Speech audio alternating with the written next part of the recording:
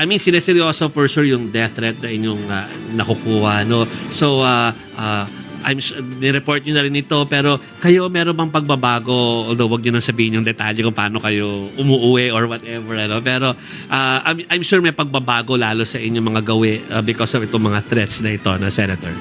Meron naman dahil kailangan mag-ingat at nung nakuha nga namin yung report na merong possible death threats at narinig namin doon sa isang vlogger, no, na sinabi nga niya na merong parang ibinigay na pera para gumawa ng hindi maganda sa amin.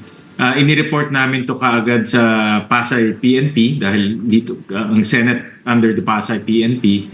And then rineport rin namin dito sa Senate security natin. At kaagad naman rumisponde si Senate President Escudero para mabigyan tayo ng additional security detail. So everything naman is reported and recorded para kung meron man mangyari, sana naman wala, ay everything is recorded. No?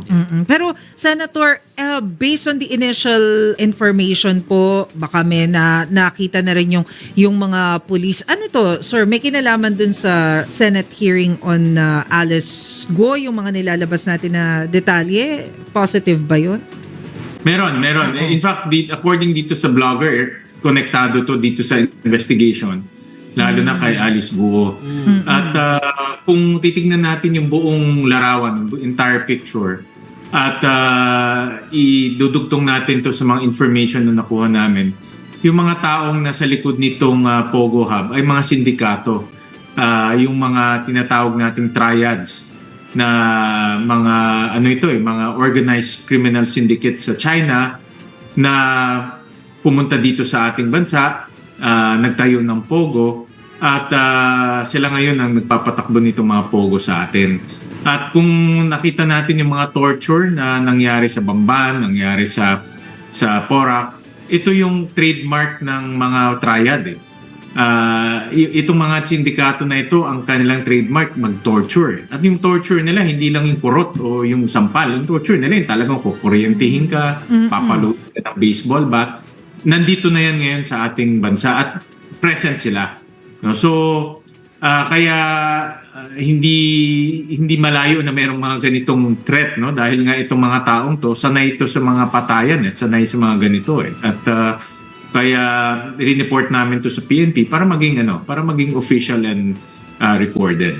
Dito sa aming Facebook Live, may nagtanong po ng update about dun kay suspended Bamban City Mayor Alice Leal Guo. So I'll just ask you a more specific question po. Kasi ang sinabi po ng abogado ni suspended Mayor Alice Guo ay hindi siya magiging magandang resource person dahil magiging apektado yung kanyang right to self-incrimination dahil nga po may mga kaso siya sa DOJ and sa Ombudsman. What are your thoughts po on this? Kung ganun ang kanyang pananaw, pwede pa rin naman siya pumunta dito para magbigay galang sa Senado.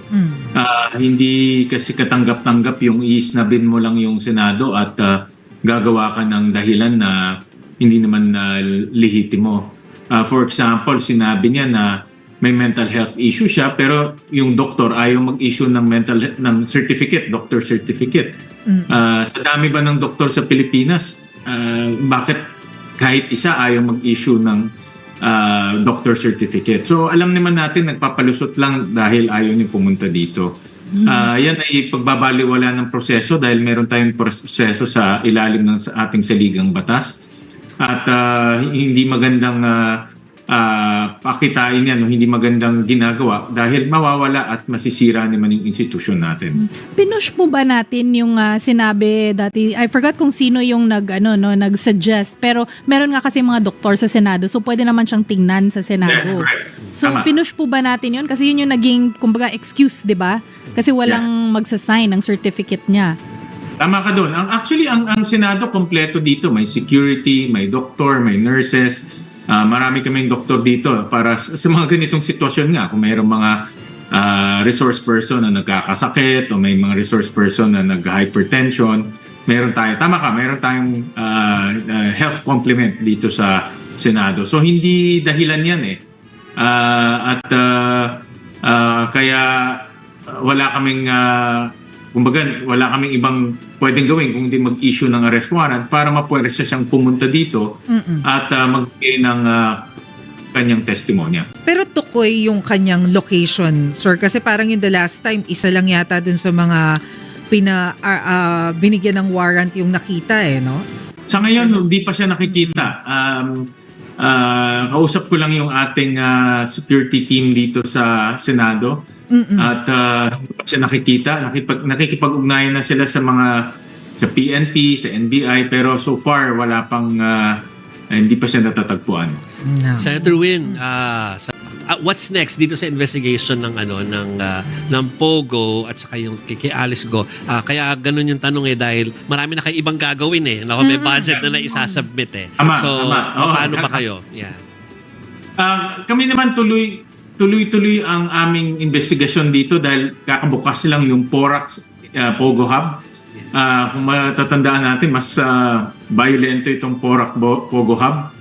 At hindi rin dumalo dito yung mga may-ari nung Porac Pogo Hub. Ito yung Whirlwind Corporation at yung Lucky South 19. And wala kahit isa sa kanila ang nag-attend nung hearing. Kaya hindi namin makikita yung totoong nangyari kung yung mismong mga organizers at incorporators hindi pumunta dito sa Senado. So ganun rin, pag hindi pa sila pupunta next hearing, mapuwersa kami na mag-issue ulit ng arrest order. Pero you have Nancy Gamo sa custody na. So siya ay sasalang na doon at ano ba yung pwedeng makuha from her?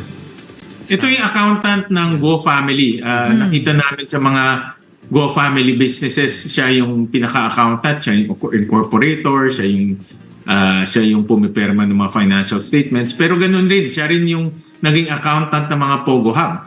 Oh. Kaya natataka kami bakit accountant siya ng Go Family, then ako accountant siya ng Pogo Hub. Ibig sabihin may connection. So yun ang yun ang gusto namin malaman, ano yung connection na yun. Okay. Si Nancy po ba, Nancy Gamo, ay mananatili dyan under custody until the end of the investigation? Mayroong ni-schedule na hearing this coming, I think next week yata. July 29. So, depende sa kanyang testimonya. Doon magde-decide kung siya ay depende kung magsasabi siya ng totoo dahil may mga persons tayo na paulit-ulit nagsisinungaling. So depende kung ano yung sasabihin niya. Saka kung meron siyang revelation, baka mas matino pa siguro magstay sa under the custody of the Senate kaya sa bumalik sa Tama. sa ibang lugar. Tama. Yeah, correct.